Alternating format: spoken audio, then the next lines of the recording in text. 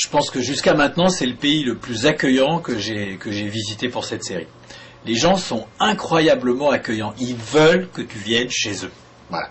Tout le temps. Pratiquement tous. Énormément. Et du coup, moi, j'avais un problème qui était l'inverse de celui que j'ai d'habitude. C'est pas que je cherchais quelqu'un qui m'accueille.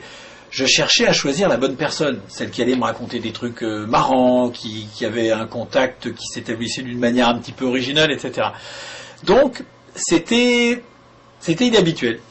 Et alors, surtout, on a profité du Maroc pour faire un voyage de presse. Alors, un voyage de presse, ça veut dire qu'on a emmené des journalistes sur le tournage. Alors, il est bien évident que dans le cas d'une série comme J'irai dormir chez vous, c'est un peu contradictoire de partir avec des journalistes, alors que le thème de l'émission, c'est de partir tout seul et de se faire inviter chez les gens. Mais on s'est dit qu'au Maroc, c'était l'endroit où on pouvait faire ça.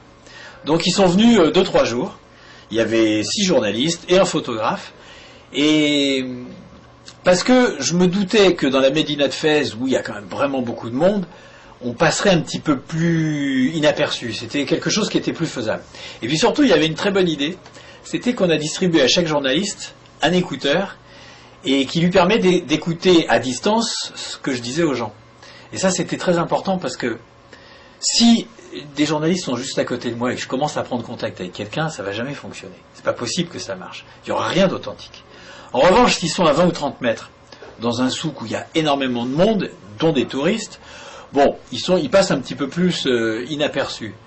Et en même temps, c'était vachement intéressant pour eux parce qu'ils voyaient en temps réel comment moi j'arrivais à établir le contact ou comment éventuellement je me faisais rembarrer. Bon, c'est pratiquement pas arrivé au Maroc, mais c'était beaucoup plus piquant, pétillant, parce qu'on savait pas ce qui allait se passer. Et alors, ce qui est montré dans les bonus, mais qui n'est pas dit dans le film, c'est que Abdelkader, le vendeur de cocotte minute, en fait, il était tellement sympa, puis il avait commencé à se douter qu'il y avait du monde, parce que 10 personnes qui restent à 30 mètres, ça finit quand même par se repérer. En fait, il a invité tout le monde. Enfin, je l'ai un peu demandé. Mais il a accepté que tout le monde vienne boire le thé chez lui, et on a passé 2 heures vachement sympa, boire le thé, on avait amené plein de gâteaux, enfin bon, très sympa.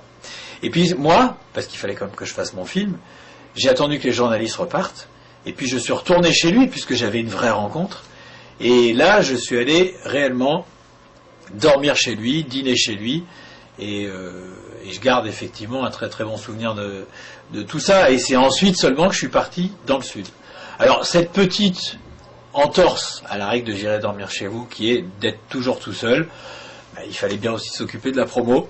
Donc voilà, maintenant vous le savez, et le Maroc reste de toute façon un des épisodes les plus chaleureux et un des pays les plus sympas que j'ai parcouru.